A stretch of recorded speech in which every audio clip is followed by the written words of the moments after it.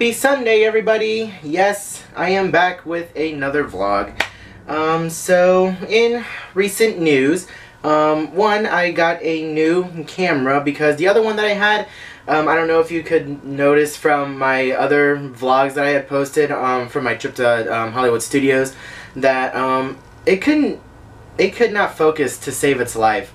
So I returned that one and I got a new one, so hopefully this one will work out to be a lot better than the other one. Anyways, it's Sunday night and I had just gotten this camera, so I've been meaning to make this video for quite a while because I know some people have been requesting it, and I know it's one of the more popular DCP videos out there. When people look up the DCP, you know, one of the videos that they look up will be the application process and all the interviews that are involved into it. So as of right now, I'm not entirely sure if this is going to be a multi-part vlog.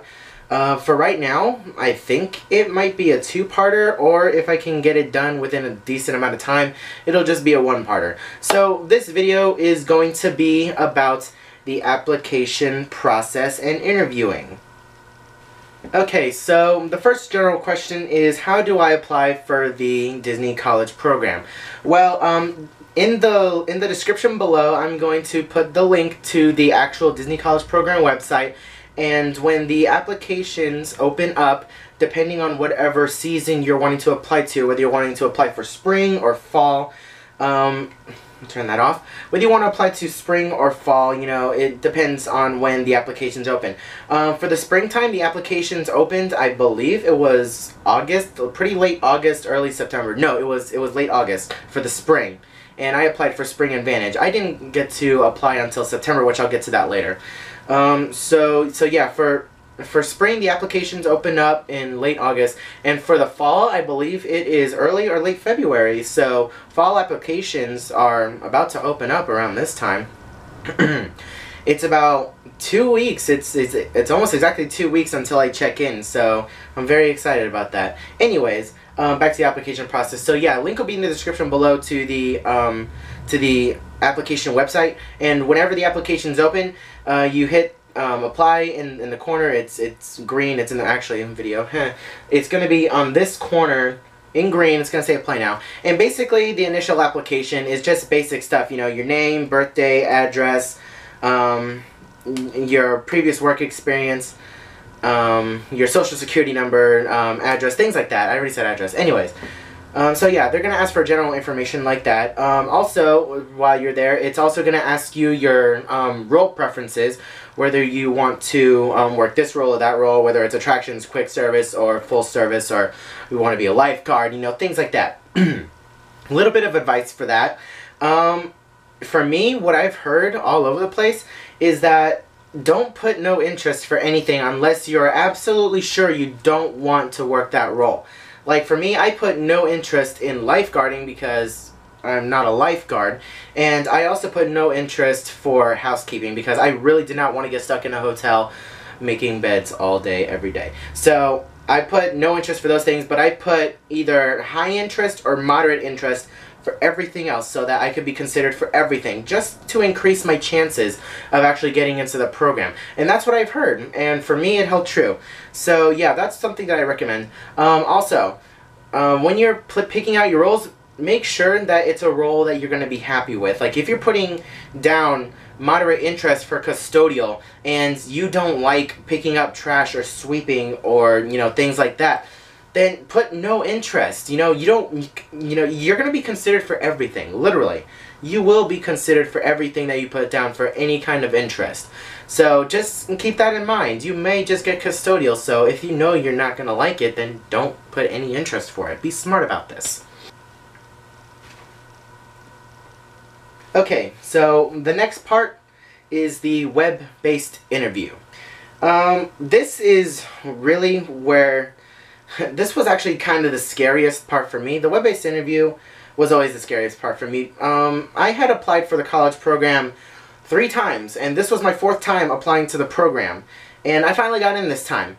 And after, you know, looking up a bunch of vlogs and reading blogs and, you know, getting a bunch of different advice from people, I finally managed to pass the web-based interview. And all the other 3 times that I applied for the program, I did not make it past the web-based interview.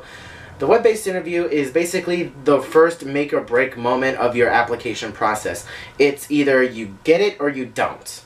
Straight up. And the web-based interview takes about, it all depends on the person. It's typically supposed to take anywhere between 25 to 40 minutes. For me, it took me about 30 minutes, so it wasn't bad at all. Basically, it's an aptitude test. It's just going to ask you a bunch of questions that are very generic, and it's basically meant to see what your personality is and how you are in the workplace. So there'll be questions like, do you enjoy working in the heat or in extreme cold or any kind of weather?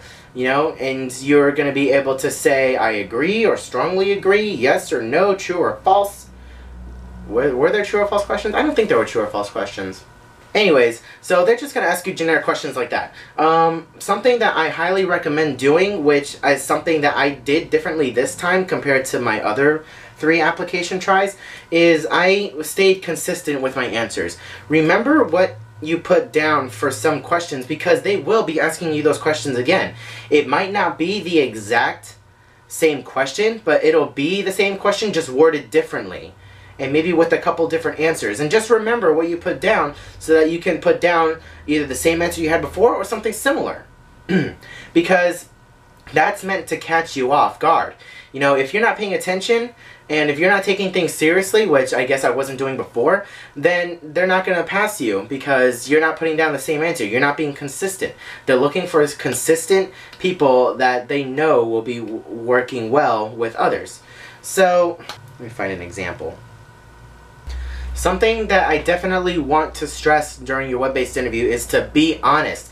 Do not lie to yourself and the interviewers, because this is also how they, pick your roles too, based off of your web-based interview responses. It's, everything in the application process is involved in picking your role should you be, accepted into the Disney College program. So yeah, definitely just be honest. Don't lie, because you're not only lying to yourself, but you're also lying to Disney, and you're lying to get a job. So if you don't think that you're gonna work well with others, then say so. Just be honest. You never know. So at the very end of the web-based interview, after your anywhere between 25 to 40 minutes is up, you're going to get a page that pops up on your screen that either says, thank you for your interest, unfortunately you did not meet our requirements, or it will say, congratulations, you passed the web-based interview and you get the phone interview now. So for me, I honestly never thought that I would see that page that said phone interview, and you have no idea how excited I was. The way my application process worked, I wasn't able to apply for the Disney College program for the spring until September, until I think it was September 14th is the date I applied. Mostly because is that you have to wait a total of 6 months between your last web-based interview that you took. And my previous web-based interview was taken in March when I had applied for the fall of 2014, which obviously I didn't get into. So I had to wait until September for a fresh web-based interview to come up for me before I could apply again. So I applied for that again. And I definitely took things a lot more seriously, and when those words phone interview came up on my screen, I was just ecstatic. I was all over the place. I was jumping and dancing. I had my dog in the air and I was just so happy. I was just dancing with my dog because I knew that things were definitely gonna get better, and I just had the strongest feeling that I was gonna get in. Sorry to disturb you. I'm sorry.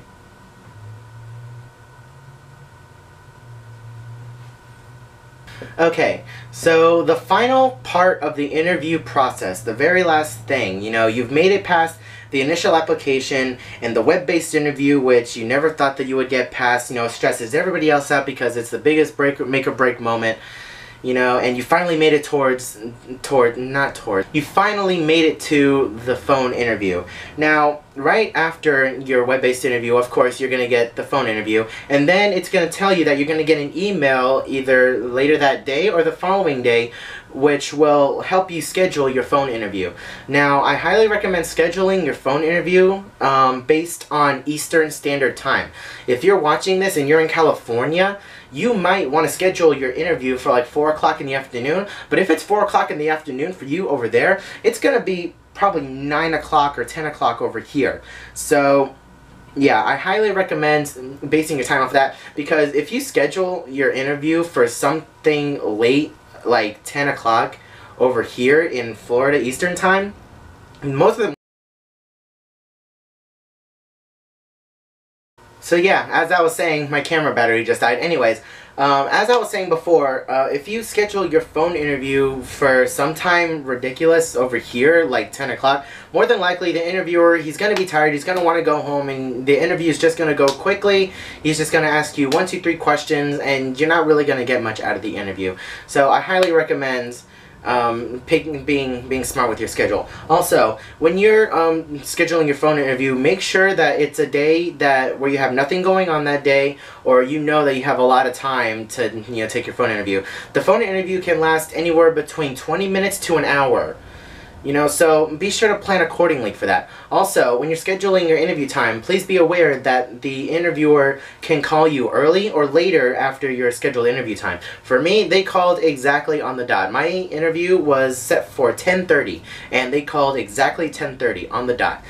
They've been known to call anywhere between 15 minutes early or 15 minutes late. So if they don't call right on time, don't freak out. Give them at least 15 minutes. And if they end up not calling you, either they'll send you an email saying that they weren't able to get to you today, or you can just call them and ask them, hey, what's going on?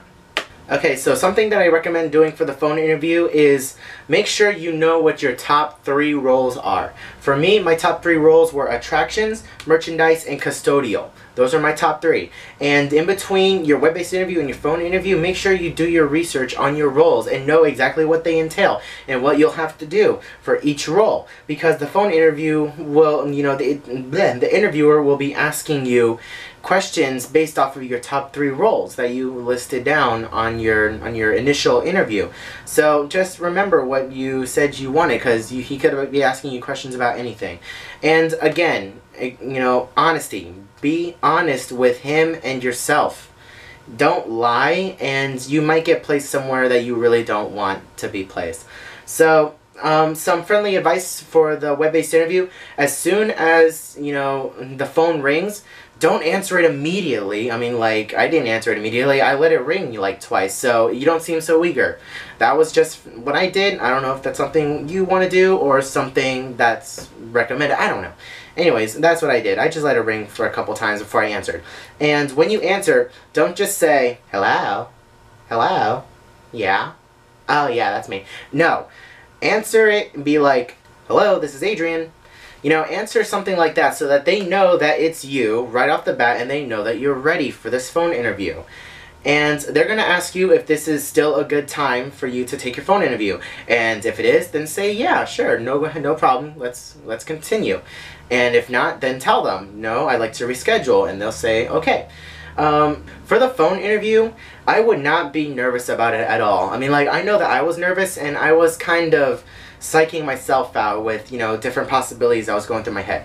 The phone interviewer, he or she will make you very comfortable. They're very laid back, and it basically feels like you're talking to a friend after, like, maybe a minute after the phone interview starts. So I wouldn't stress myself out too much over the phone interview. Basically, my thought process is, if you make it to the phone interview, more than likely there's an 80% chance you're going to get into the program just by making it to the phone interview alone. Because not everybody makes it to the phone interview, so you should be happy you got there based off of that fact alone. So when you answer the phone and you state your name, the interviewer is going to tell you their name, he or she. My interviewer, his name was Will. Write his name down on a piece of paper and make sure to use it several times during the phone interview. One time that I specifically used it during the phone interview was at the very end, when I said, thank you so much, Will, for your time.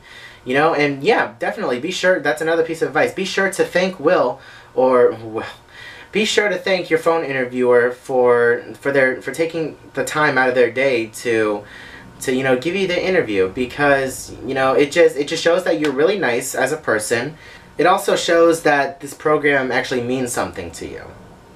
Also, this is gonna sound really corny, and you might think it's crazy, but smile through the phone. Show those whites during your phone interview. The phone interviewer can tell if you're smiling or if you're just like, yeah, uh-huh, Oh yeah, no, definitely. Uh-huh. Oh, I like that, yeah. Or if you're talking like, yeah, yeah, definitely, it's something I've always wanted to do. Things like that. My speech isn't the best tonight. Anyways, it's very late at night, guys. So one last word of advice for the phone interview is write down a list of questions for the phone interviewer himself.